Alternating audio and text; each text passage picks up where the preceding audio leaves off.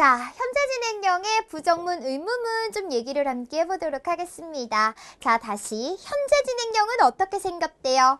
바로 비동사에다가 동사의 ing, 이게 바로 현재 진행형입니다 라고 얘기를 했죠. 자, 그럼 여기서 동사가 누구라고요? 비동사요. 자, 그럼 지금부터 부정문과 의문문 만드는 방법에 대해서 공부를 할 건데 동사가 비동사야. 결국엔 비동사의 부정문과 비동사의 의문문을 쓰시면 됩니다.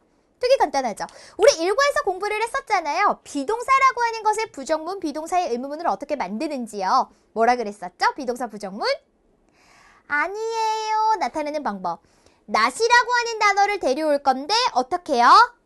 비동사 졸졸, 그지? 그래서 부정문을 쓰실 때는 이렇게 쓰시면 됩니다. 주어를 쓰시고요. 비동사를 쓰시고 졸졸을 시켜서 바로 뒤에다가 not을 적어주시는 거죠. 그리고 내가 쓰고 싶은 동사의 ing를 적고 블라블라블라블라 만들어주면 되는 겁니다. 자, 의문문은요? 의문문은 물어보는 문장을 우리가 의문문이라고 얘기를 했었죠. 비동사 의문문 어떻게 만든대요?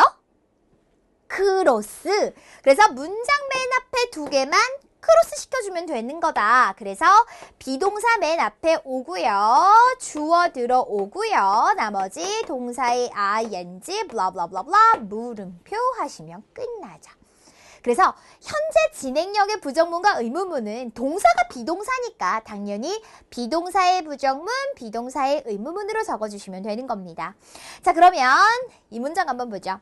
Sally is reading a book 이라고 하는 문장이 있어. 해석 어떻게 할까요? Sally는 is, 입니다.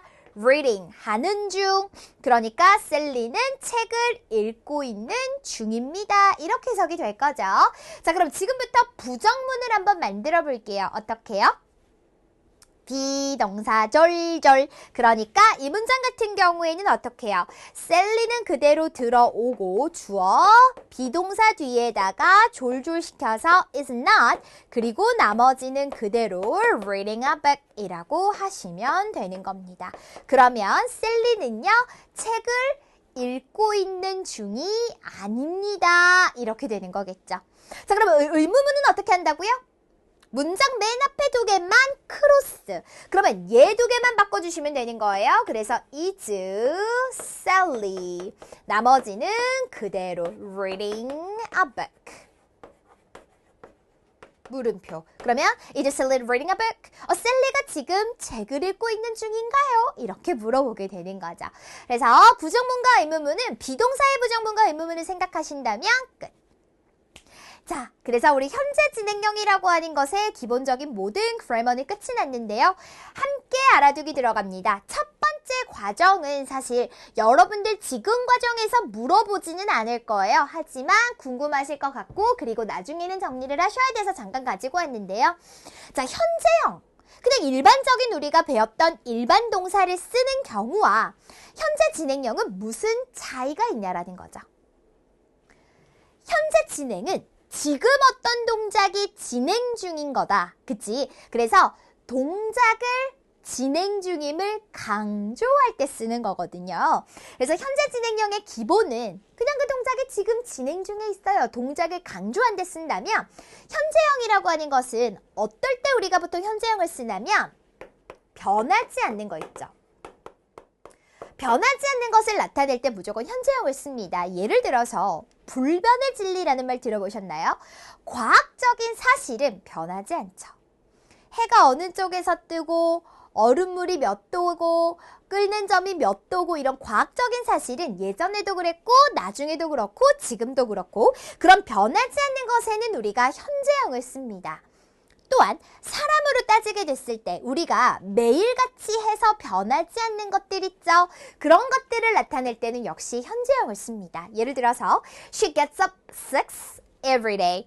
매일매일 그녀가 6시에 일어나요. 매일매일 6시에 일어난다라고 하는 그녀의 변하지 않는 습관 이런 것들을 나타낼 때도 우리가 현재형을 쓰게 되는 겁니다. 그래서 기본적인 현재형과 현재 진행형은 그런 차이를 가진다. 이렇게 잠깐 이해를 해두시면 되고요. 이건 기억하셔야 돼요. 이건 기억하셔야 됩니다. 진행시제를 못 쓰는 경우가 있어요.